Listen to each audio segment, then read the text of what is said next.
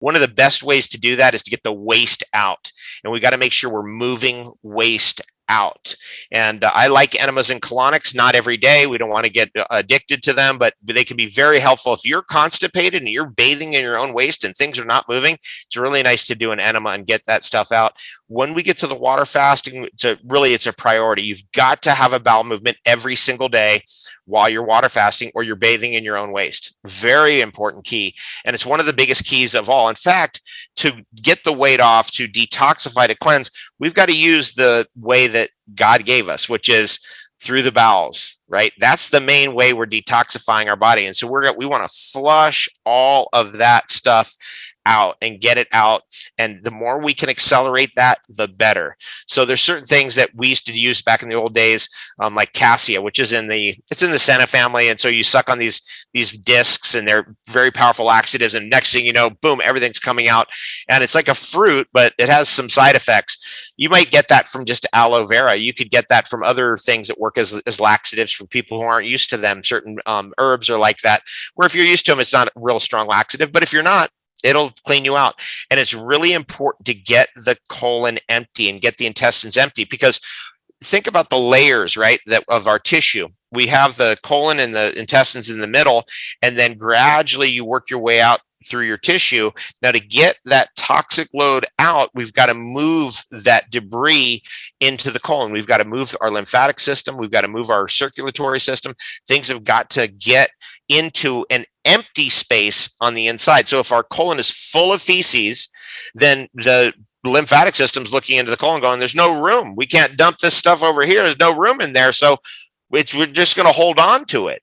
And this is the real danger of cleansing, as people get wound up into, I'm against colonics. That's bad. It's definitely no good. I'm against enemas. I can't do that. I'm against this. I'm against that. Meanwhile, they're bathing in their own waste. Meanwhile, they're sitting in their own feces. And I was with a chiropractor friend of mine over in Marble Falls, Texas, the other day, and he was telling me about all these young, thin girls that he's got in his practice that come in there, and when he gets their spinal X-rays, he's looking through. He's like, these people are impacted with feces. Their whole intestinal tract is all the constipation, right? Holding. Terrible. One of the most dangerous trends of modern society isn't crime. It's not an out of control government. Those are actually symptoms of the real problem, which is constipation, right? If you're constipated, you don't feel well, you don't look well, you don't do well, and all the problems arise from there. So we want to get that emptied out. Now, when it is emptied out, your lymphatic system looks into the colon and goes, it's empty. Let's get rid of it. And the lymphatic tissue is dumped in, and all of a sudden, all that waste is able to flush into the bowels, and the bowels are able to flush it out of your body. And that piece of it is where people get super hung up, because they're doing, no, I'm doing the juices, no, I'm doing the liquid diet. Meanwhile, they had one bowel movement.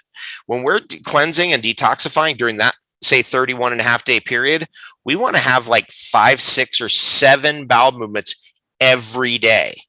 You're thinking, huh? How is that possible?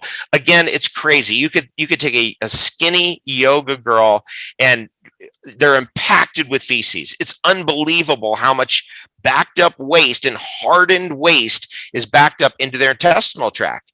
And, that's what got Elvis, if you remember, right? He was just massively constipated with all this undigested material. So it can't be just a cleanse about what's going in here. It's got to be a cleanse about what's going on down there. And we got to get that stuff out. Now, when the stuff backs up, we go cuckoo. And that is, in my opinion, one of the major causes of mental illness. The toxicity back up into our system. Yes, we're in a toxic environment, but it's going to get a lot more toxic if you're constipated. So if the backup goes all the way back up, we go cuckoo up here. As soon as you drain that tube down there, the toxins go down. It's a really good way to think about it. Observe that little correlation, and I think you'll see it. If you start looking into society, you start going, oh, I see it now. That person's constipated. I got it. Okay, that's why they're behaving that way. They don't have a bowel movement. I was doing an interview like this a few months ago, and this young gal, she's like, can I interview? And I was like, sure. And so I got into this, and as I got into talking to her, she's like, I only have one bowel movement every 2 or 3 days. And I was like, whoa, what? That's what she told me. I mean, I'm saying like 3, 4, 5, 6, 7, 8 bowel movements a day. She's like, I have one every 2 or 3 days. That's a recipe for disaster. That will end in disaster. So if you need the assistance of colonics or enemas to make sure you're not bathing in waste during those periods of time when you're cleansing, then use those tools.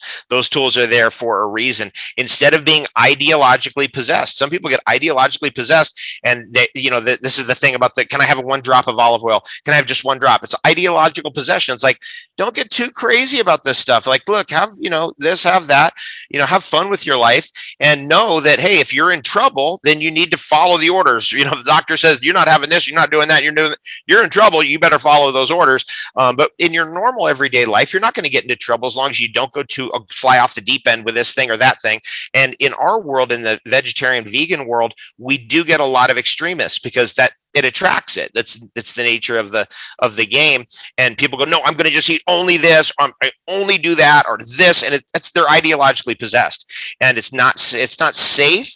And it's not the appropriate way to go about things now with the knowledge that we have, not only about nutrition, but about human behavior, right? If you are so like, I don't do that, and I'm against that, and I don't do this, pretty soon there's going to be a day when you break.